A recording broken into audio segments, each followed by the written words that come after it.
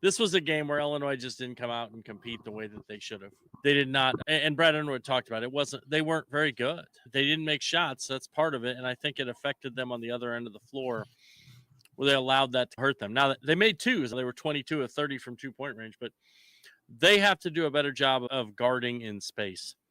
You saw another team, small ball, Brankovic basically playing the 5, and then they had Dixon playing the 4 at 6'7". Those two guys both had career highs. Brankovic 15, Dixon had 21. I think his career high was like 11 or 12 or something coming in.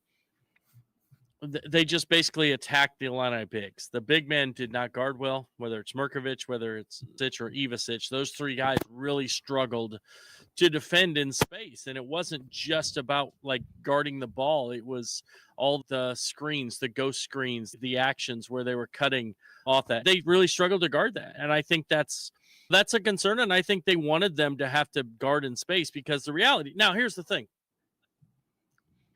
Your next two games, you're going to play teams with 7-foot guys. It's going to be a different animal the next two games than what you're seeing with these small balls. So I think it's good that Brad puts that pressure on them and wants them to have to guard in space and do those things.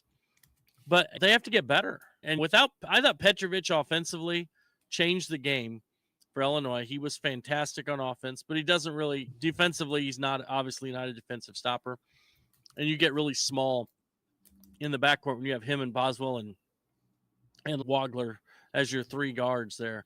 So I think that figure out how they're going to use those guys. But I think Petrovic really changed the game from an offensive standpoint. So, yeah, I think it's fun. And then you got to figure out how much Tommy does not look good. Z can't guard in space. He jumps, and then it takes him 7 years to come back down and re-jump. And then Tommy's got to get better. He can't jump, so he doesn't get off his feet as much. I think that you'd like to see him get healthy and start playing well. But, yeah, it is what it is. But they just didn't bring it tonight.